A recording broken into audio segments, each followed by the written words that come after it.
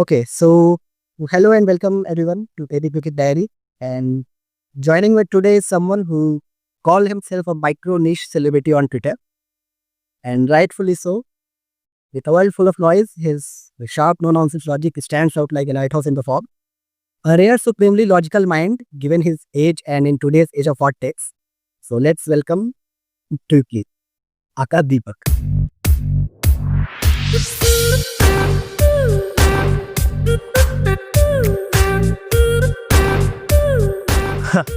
Yeah, thank you so much. It's always a pleasure being here. I love having these conversations. Even though I've had just one, I loved that experience. So I'm glad to be back here.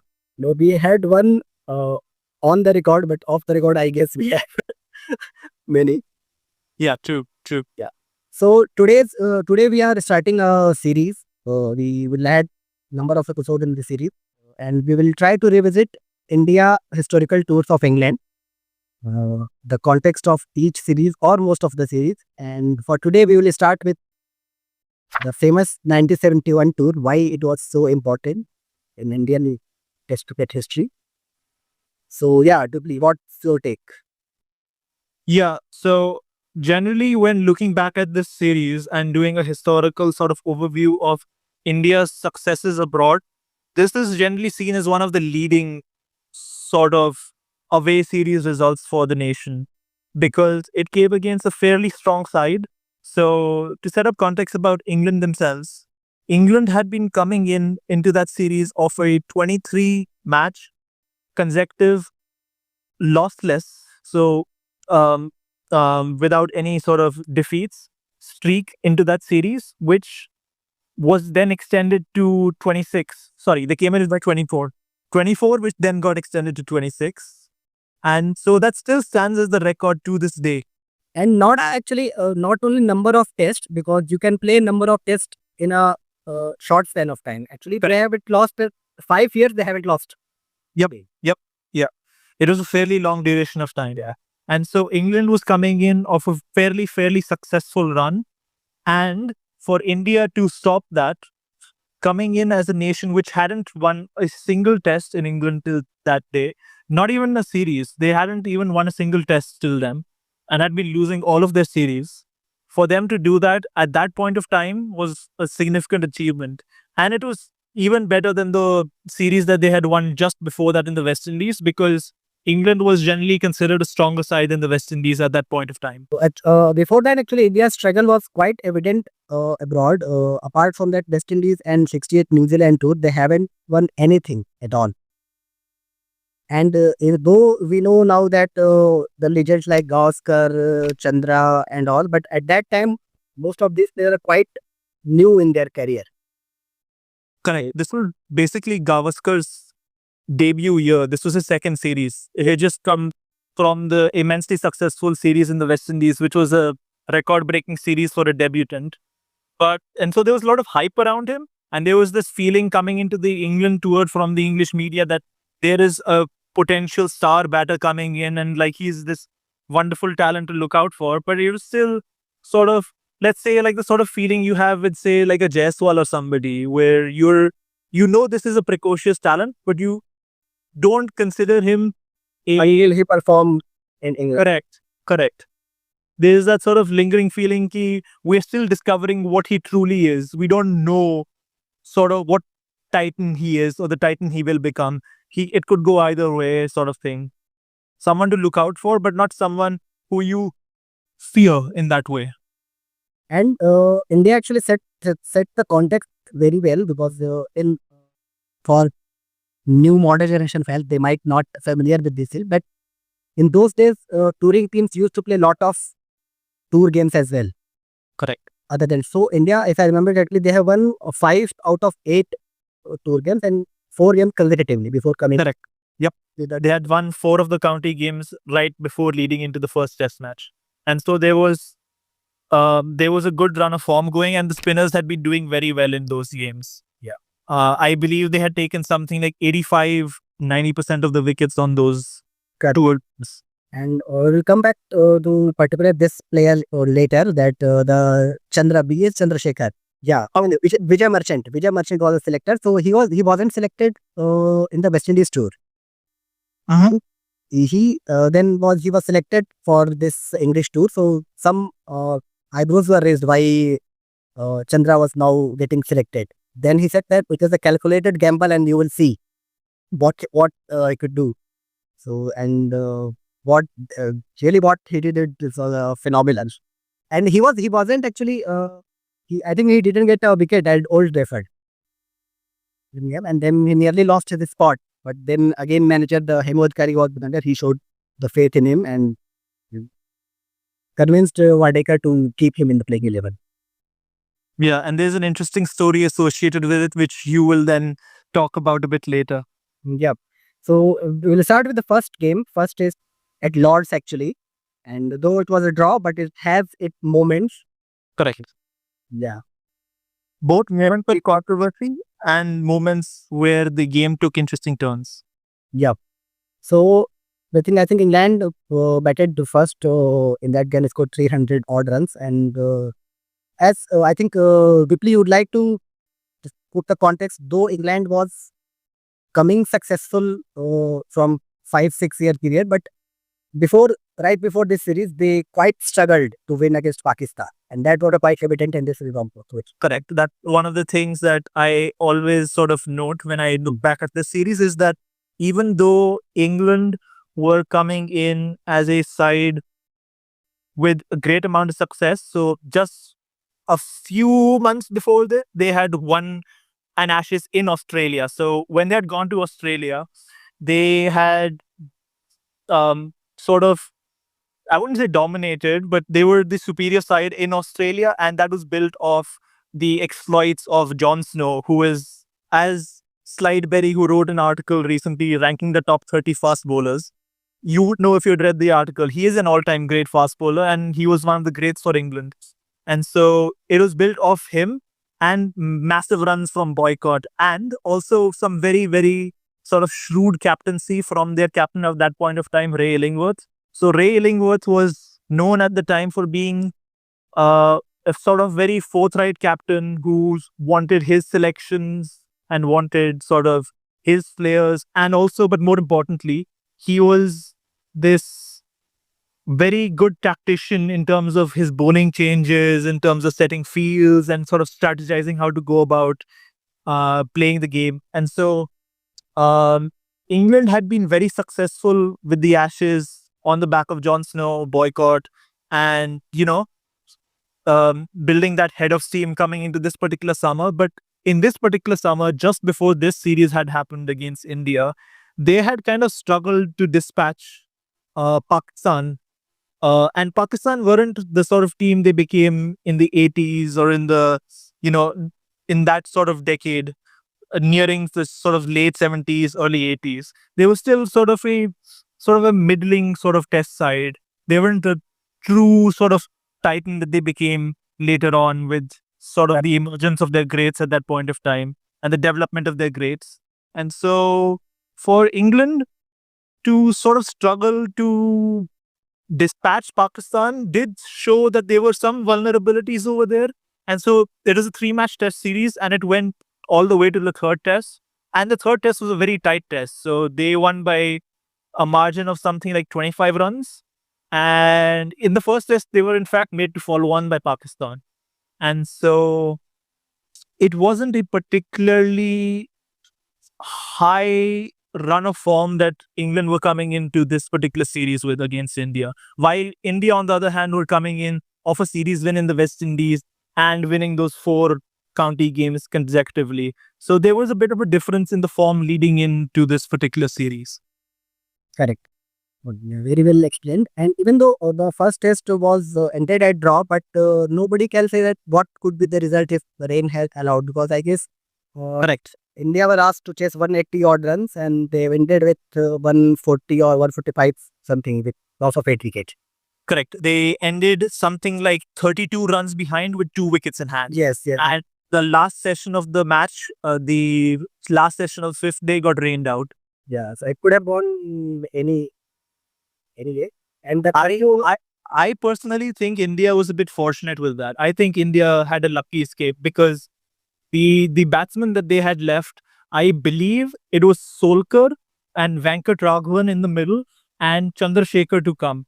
And Chandra famously is the bunniest of all bunnies. So he was the 20th century sort of equivalent in cricketing circles as the George that Martin became later on. So his his batting ability could not be trusted at all. And so India were basically just a wicket away from being extremely vulnerable in that situation. And they had been losing a fair amount of wickets leading into that period because they had been trying to up the run rate because there was not much time left, they felt, and they left themselves a bit vulnerable to it. And so I think it was a bit of a lucky escape. And I think it sets up very interesting parallels with a future successful tour that we'll talk about later. About 36 years from this point of time, because in 2007, India also started their series in England, a successful series, with a draw in Lords, where they escaped with their last wicket standing and were helped by rain. And also, that game, they were helped a bit by the umpiring at the very end. But I just found that a very interesting parallel that they both started their series in this manner. Yeah, very testing trivia actually.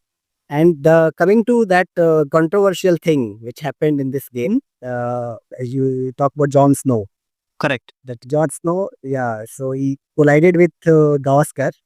Yep. And it happened that Gavaskar then lost his bat and Snow picked it. And as per Gavaskar, he handed it over to him. But many people from stand and even many newspapers wrote it that Snow had flung the bat at him. So it became a very uh, controversial thing at that time.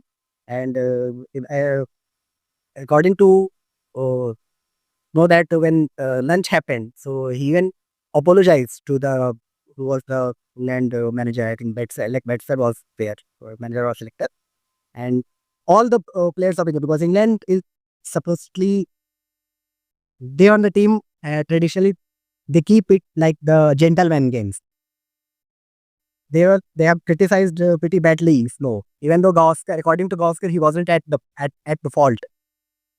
So, and then he got banned for the next game. So, just to give even further context to this, so Jon Snow was an all time great fast bowler for England, but he didn't play the sort of number of tests or didn't have the sort of career that he could have if he had better relations with the. So, at that point of time, it was the TCCB, the Test Cricket and Counties Board.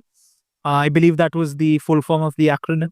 That was the precursor to the ECB. And so he didn't have the best relations with the ECB because he was quite a temperamental personality and sort of didn't gel well with authority. And he didn't have much regard for the domestic grind. And so he had poor relations with Sussex too, I believe was his county. Yeah. And so he had poor relations with Sussex and he constantly had run-ins with them. There were constantly fears that he might leave England and emigrate to Australia to play for Australia or in Australia. So there were all these fears around Jon Snow. And so it was well known that he was a very sort of temperamental personality and he didn't sort of play by the English rules of the time. And so they were looking for any opportunity, any sort of slip up from him to really come down hard on him and make an example out of him because they wanted not only to teach him a lesson, but to show the general sort of field of players that, you know, you can't behave in the manner he behaves or you can't sort of have these sort of relations with us. And so this was, I believe, the chase. So this is when India was chasing the target of 180. So I believe it was Engineer and Gavaskar obviously batting together. And so Engineer sort of just to set up how the incident played out. So Engineer looks for a single, you know, how you drop and run. And so Gavaskar and Snow are both running towards the same end. And they are both so. And I wonder how this would play out with the modern rules of obstruction and all those sorts of things. So Gavaskar veers towards the ball because he wants to sort of subconsciously, I feel he might have wanted to get in the way of the bowler or maybe even consciously. And so Jon Snow is also aware of this and he's also going for the ball at the same point of time. And so there comes a point of time where they get really close to each other and Jon Snow tries to bail out, but Gavaskar keeps on running and running into where the ball is. And so they collide. And Jon Snow is this huge man. He's, even by modern standards, he's a fast bowling giant. He's like 6'3", 6'5", that sort of range. And so he collides into Gavaskar and he sends Gavaskar flying and like falling over and then lying on the ground and the bat falling away from him. And so it causes quite a stir at Lords because, this big guy has just collided into this little guy and sent him flying. And And actually, they showed it the replay in the, I think, one BBC documentary came later. That so it was quite evident that he barged into Gavaskar. But people were more get offended due to this bat incident. yeah, yeah. And so while returning the bat to Gavaskar, he sort of chucks it towards him, like sort of not flings it towards him, but he chucks it towards him. And people think he's like throwing the bat at him with disrespect, but he's actually just returning it to him.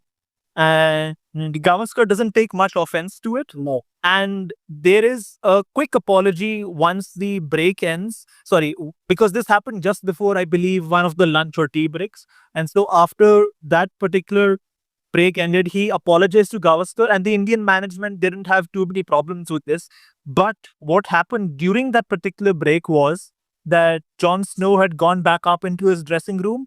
And so you mentioned Alec Bedser. I think he was the chairman of selectors at that point of time. He came and had a conversation with him. And he talked about, what had happened, tried to ask him to explain what happened. Alec Bedser was generally more understanding of the situation.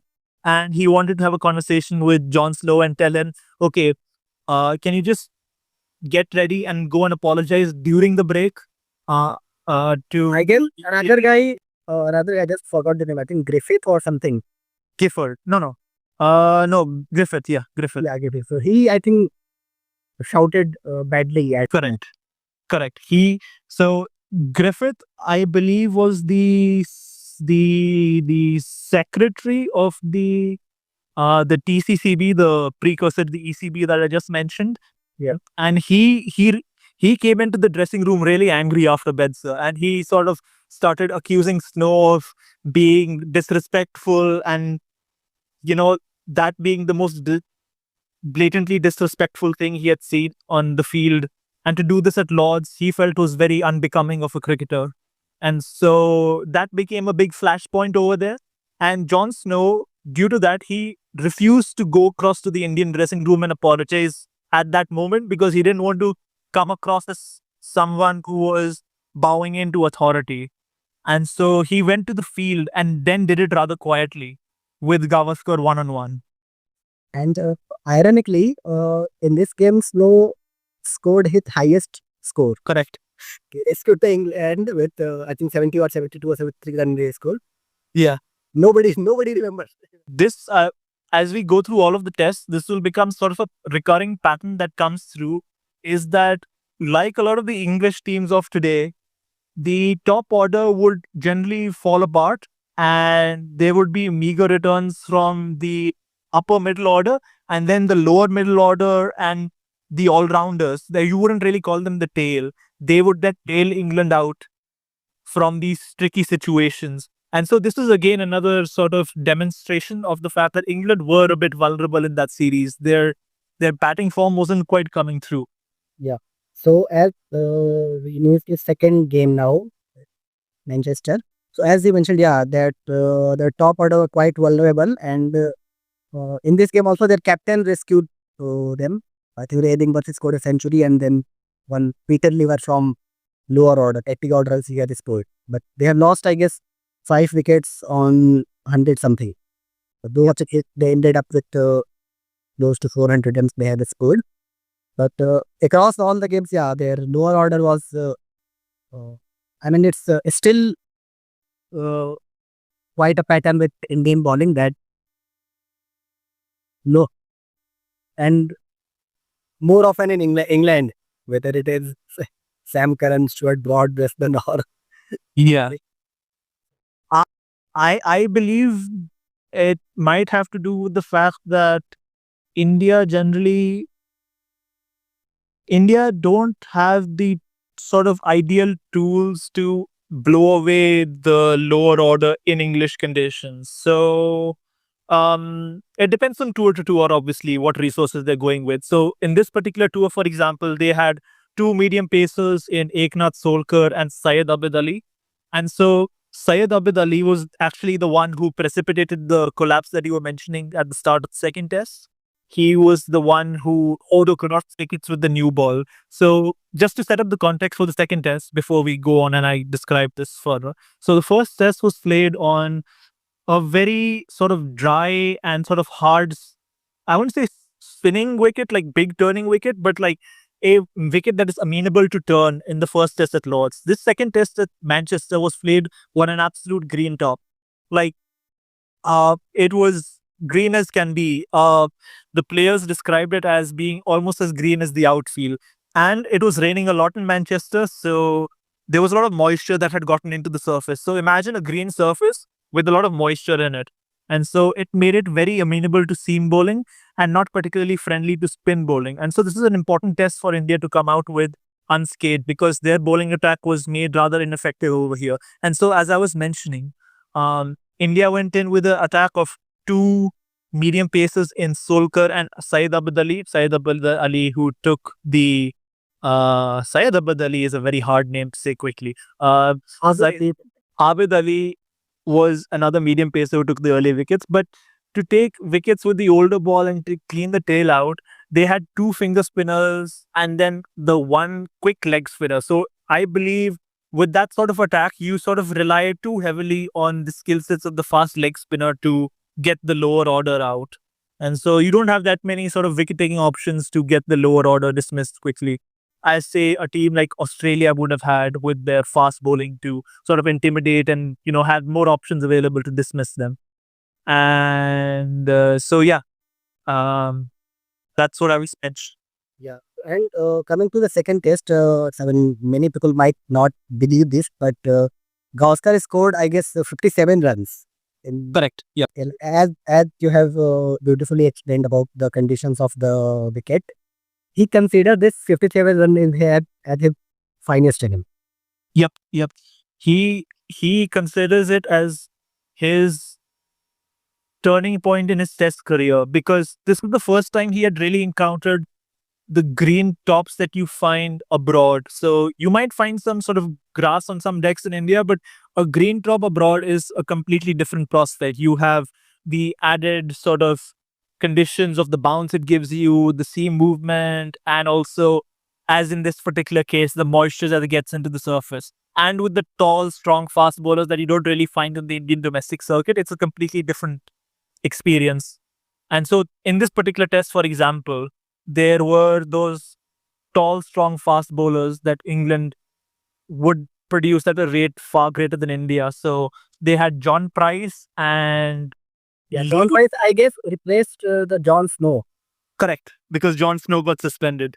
And he reckoned that he was the fastest he has faced at that time. Correct. Yep. Gavaskar thought he was really, really rapid. So, and he had this sort of interesting action where I'm trying to think of a modern analogy. So he would come like, I wouldn't say like Marshall, but like he had like a long side winding run up coming from the side, and then he would come in and bowl. I wonder if it's an open chested action is the correct way to describe it, but it's described as a hard action both on the body and on the batsman facing him. And so he was a fairly rapid bowler, and bowling on that particular Manchester surface with moisture in it and the grass, it must have been quite a handful. And the other guy I was mentioning, Lever, he almost killed a person a few years later. Although he was not rapid, but he almost killed somebody. And so, yeah, those are the bowlers he was facing. And Gavaskar really rates it because he was not only battling the elements at that point of time with the pitch conditions and the bowlers coming in at him. He was also fighting this sort of internal battle with the superstitions that he held. And so Gavaskar at that point of time didn't bat with a sweater on. And so he had the superstition that I will not bat with a sweater on because in the West Indies, I did not bat with a sweater and I scored 700 plus runs over there. No, not only West Indies only. Actually, it's quite logical also because he came from Mumbai. Yes. So he never wear sweater even in domestic cricket as well. Whenever he stayed in Delhi or North India, Yeah. he never faced or that much cold or because usually you don't play first class games in December or January. Yep. Right. So being successful in domestic Yeah. Then he started his superstition that and at Lords also in first game also he didn't wear it. And here the thing is that the first of it was a green top, then weather was cold and there was shower as well. Correct. Before I get so it all possible worst scenario you could imagine for a batters. Yep. Yeah, because with showers, what happens is the fast bowlers remain fresh. They can come back for repeat spells. You know, it's constantly at you. And especially it must be very sort of not harrowing, but sort of very dispiriting for an Indian cricketer to have like medium pace thrown at the opposition and then have like proper fast bowlers coming in at you on that sort of pitch. And so, yeah, I mean, he rates it his best. And so, I don't know if he rates it his best, but he certainly rates it his most impactful on his career. Yeah. Or really far up there also. So, yeah. So along with Gavaskar, so Solkar again played his same kind of dependable role. He scored a 50 and still India I think ended up with 150 odd trailing behind. And England then again only I think first and last time their top order did something in second inning. Lariat just scored 100 and Edrich also scored 50. So they scored I think 240. Yeah, they filled their boots up with declaration runs. Yes. So they have declared the inning, and then India got to chase I think 400 something, and again the rain came. You spoiled the fun for England. So they ended with 65 for 3 and ended so 2 game ended as draw. And given the history now, all the context people have forgotten that how England had struggled against Pakistan or how India won the county games.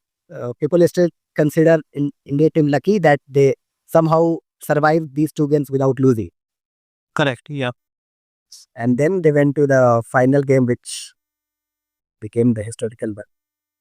Yep, the final game at the Oval, which after this particular test in very unfriendly conditions to them, again came back to sort of surface, which got them back into the game. So it was a oval surface, which again was a bit dry and a bit slow. And it was not the sort of surface which took spin out of the game. Quality spin could still be a big factor over there. Yeah. And one thing we actually must give credit to Indian team, considering the recent phenomena about toss, that India lost toss in all 3 games. Correct, yeah. Yeah, and still somehow they have survived first 2 games and eventually won the last game. So even the last game also they have took their top order, I guess. They have again 5 or 6 wickets. They have taken 160 or 20 for 6, but not played a gem of inning. I mean, that era he has scored, I think, 90 runs in 100 or 115 balls. Who? Alan Knott. Yeah. Alan Knott, and then the son of Len Hutton. I forgot the name. What is the... Some Hutton. John Hutton? So there are 3-4 John actually in England. John Jameson, Ettridge, John Price, Jon Snow. Yeah, there were a lot of them. Okay. Richard Hutton.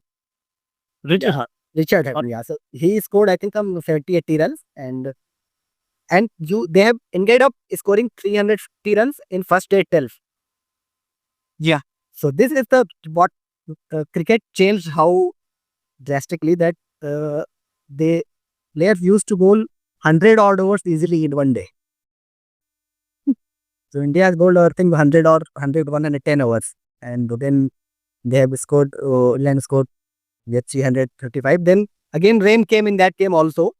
And India was struggling, I guess. They again lost their 5 wickets, 120 or 125 something.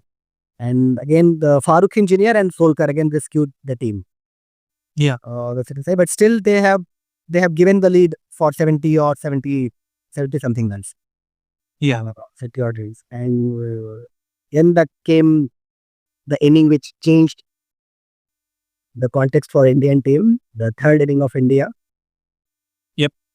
Where Bhagwat Chandrasekhar just ran through England. yes. So the Chandrasekhar magic was that, and we have discussed that he wasn't supposed to play. That he didn't take any wicket at Old Trafford, and till that time he hadn't showed any his magic, which he kept showing in later career. And so for me, still he's the greatest match winner for India in overseas. When it I would agree till 2018. Now I think we have someone who will go past him. But till 2018, yes. yeah, so I'm talking about spinners only. Yes. Yes. Yeah. So I'm assuming that you're not counting that bowler as a spinner, even though he can bowl. So the thing is that that game, Chandrasekhar just stormed from their opener Lakhast. He took, then Jameson got run out in a freakish way. Mhm. I think Lakhast played a shot and it got deflected by Chandrasekhar hand and he was out of his crease. So in test match, getting run out in that way, non-striker end, it was totally, I mean, what you can say. Then came the John Edrich, and there's a very quite trivia goal that before the game, Dilip Sardesai, who used to field in slip, so they went to a horse race. I think Epsom Derby was there, and the winner of that race was Mill Reef, the name of horse. I'm not sure name or breed, something. So he shouted in Hindi from slip that Chandra isko ek Mill Reef dal. Means that Mill Reef dal. So Chandrasekhar bowled a faster googly, and just bamboozled Edrich. So it happened, and then came the moment of the game. I think Edrich, and then very next ball he out Keith Fletcher as well. Keith Fletcher, Solkar caught him. After that, they have kind of stabilized the inning. Basil D'Oliveira and they have took the score. I think 40 or 50 run. Then Basil D'Oliveira got out. Ellen Knott wicket was a turning point because Ellen Knott was the main player. He scored run in throughout the series and first inning itself. And Eknath Solkar took short leg or the catch of him, which many people still believe that the catch of the century. And what they said that first of all, in entire this series, they were fed up. England team was fed up by field placement. We should give the credit to Wadekar that he was a very shrewd captain given his resources. Used pretty cleverly. He knew the strength of all the bowlers when he should use pacers and when he should. Actually, they are not pacers to be honest, but he used it efficiently. So they were fed up by field placement and this Hellenot catch. There are legend saying that Solkar used to wear a heart-shaped pendant. So he took the catch and that pendant scratched his chest during the catch, drawing blood. Kind of, poetic symbolizing his commitment. And the image, I wish I could share the image here. That image was that the Chandra was in air, the wicketkeeper, slip fielder, everyone was in air. Not even umpire was shocked. So that was quite a moment. And then England was within a flash. They got bowled out.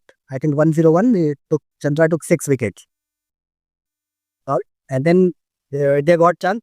So even though India got chase of 170, 170 odd they have asked for chase, but still it was not a quite easy chase. Yeah. So they lost Gavaskar on duck. Snow came back. He took Gavaskar on duck, and then very quickly they have lost Mankad also. Yeah. So they ended that. Then I think Wadekar played a very good inning. He scored 40 or 45 runs, but he got again run out on the next day. And next day was actually Ganesh Chaturthi. Yeah. So Ganesh Chaturthi, yeah. So the thing with in the beauty with those wins, no 70s, 80s wins, that you feel the how fans celebrated. So because when the game started, it was like 83 World Cup or any other wins. That when the game started, nobody would believe that India stand a chance. And once the game keep going on, then fans started filling the stadium. Yep. They bring one elephant named Bela from zoo. From the nearby zoo here. Yeah, zoo. That it would be good luck with Ganesh Chaturthi and headed to celebrate this atmosphere.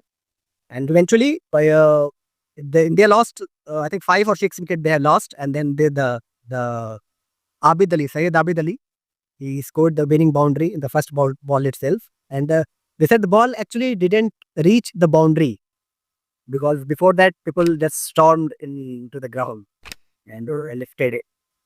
Mm-hmm. If you watch footage of old games in England and the West Indies, especially, you will Yes. the winning moment often gets disrupted by the crowd. Relate about winning moment. Even you watch just with Brian Lara 213, he scored in 1999 series. So whenever he scored 100, double hundred, at every milestone, people just stormed.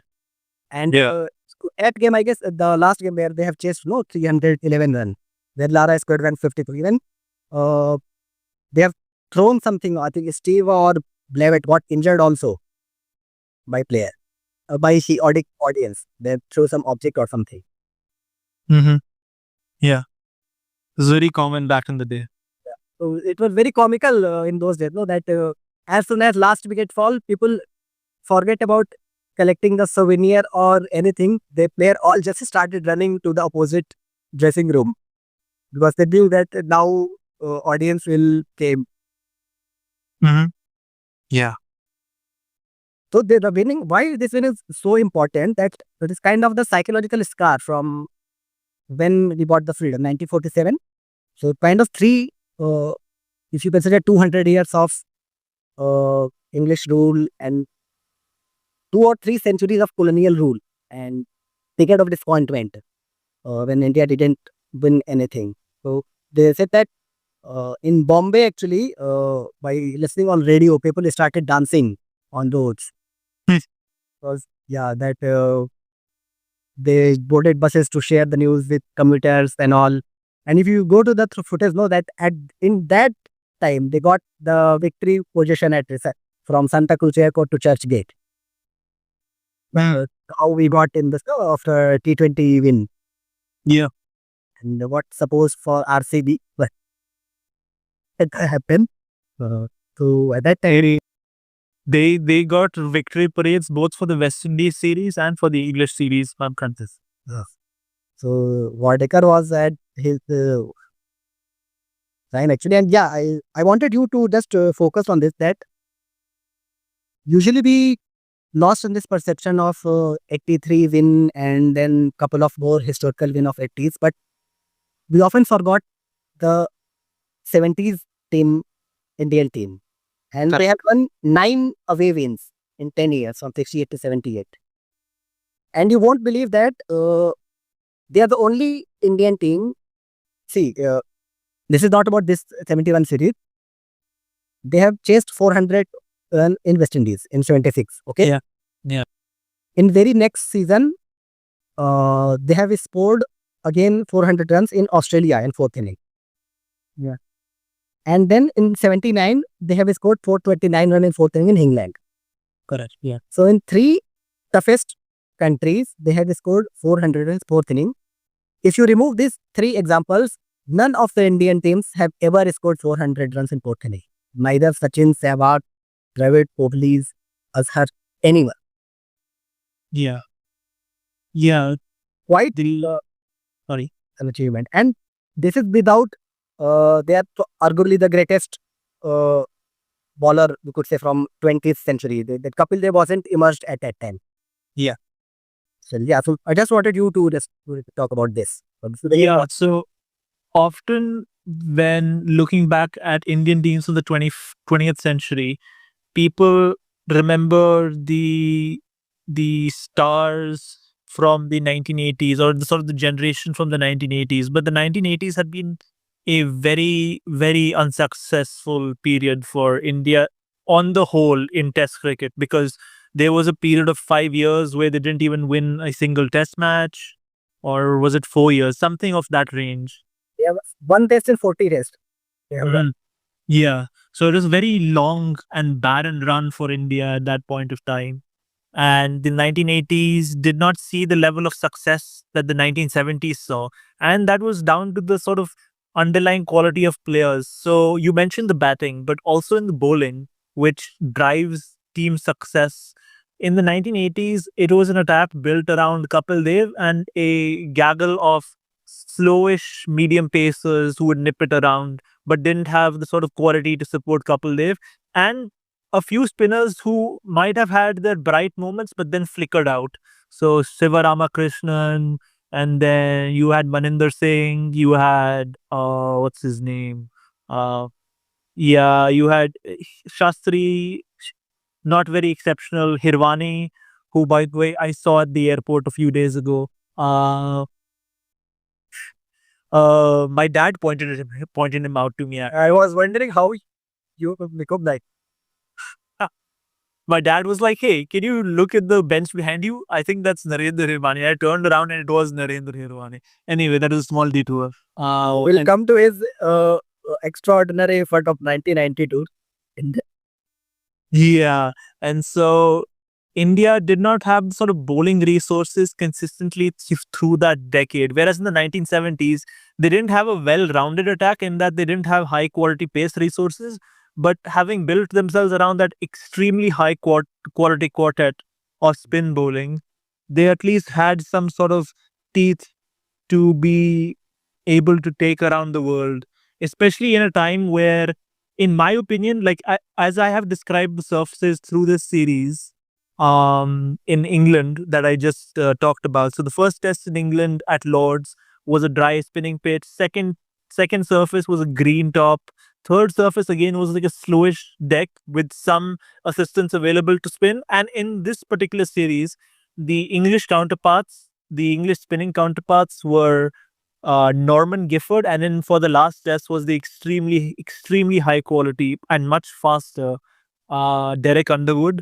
And so this was at a point of time where Sena nations, as they are now christened, although S was not a part of it at that point of time for the Indian touring parties, the ENA nations did not make conditions too unfamiliar for spin, and spin was a part of the game. And so for India to carry around that gaggle of high quality spinners meant that they were avenues for effectiveness abroad, which were not available to them in the 1980s when they were just couple Dev or bust. yeah, very, very well explained. So we will talk about the Kapil Dev and bust in future tours of India. It was quite evident. Yeah. So I guess we have covered everything. Not everything, but more or less we have covered what we're supposed to cover for this 71 tour. If you think we have missed something, then you can add. So another fun story that I was reading just before coming here, the elephant was not the only animal that made its way onto the surface during the series. So the elephant at Lords was brought by the public, but during the first test at Lords, a dog actually ran onto the surface from outside, from the streets. And so, first of all, imagine a dog running onto the Lord's outfield today. You cannot imagine that. And so the dog ran out and it ran all the way up to Gavaskar and started playing around with him. And so Zain was, We have seen Jarvo running out couple of times though. yeah. Uh, and so Gavaskar had a big phobia of dogs. So he didn't like dogs at all. And so they said that it threw him off for the entirety of his innings and he got out because of it just a few overs later. Okay, I didn't know about it. That was another interesting tidbit that I found. And then, yeah, I mean, we set up the context about why this was significant because the English team's quality, although they were a bit vulnerable at that very particular point of time. Jon Snow was taken out of commission for a test, and even we failed to mention this. Jeff Boycott missed the series due to a hamstring tear, and so the last two tests of the series, and so significant in terms of the quality of the rest of the English side, the quality of batting, bowling they had. We will talk about Boycott, the relation later in the Boycott and Solkar connection.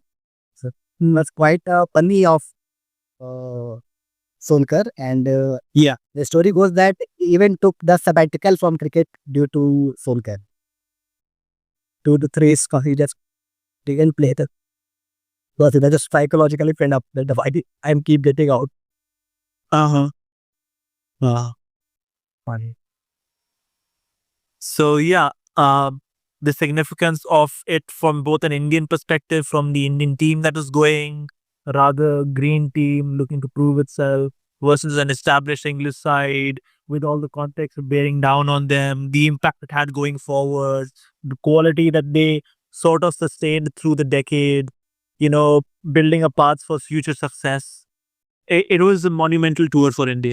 And actually, right before this tour, they have beaten the West Indies, and even after this tour, when England came India, again India won by Hungary. Yeah. So since South Africa was sidelined at that time, so for some momentarily India emerged as the top side. Did they ever get to the top of the ratings at this point of time in the test rankings? Because ICC has like the retroactive rankings, right? Did they ever get to number one? I haven't checked it. I need to check that. Yeah, that'd be interesting to check. Yeah, that would be interesting. Yeah, but I think it would still take couple of more series like performance, but they couldn't able to sustain because again the 74 tour they lost it at. Yeah, we'll get to that next time around. Yeah, so I think that's all for today's episode. We have got close to 50 minutes for one series. It was quite big. Initially, we had thought we will cover many tours in one episode, but the significance of this tour was quite high. We have decided to dedicate one particular episode to this tour, and in next episode we will try to cover one or multiple tours, and hopefully we'll able to cover all the tours before India finish their correct tour of England. Yeah. And one day this will be added to. Yeah, very well. Yeah. Okay. So thanks a lot again, Dweplea, Deepak, for coming in and sharing your valuable insights. Yeah, it was really, really eager to talk anytime and shooting it. Yeah. Always a pleasure.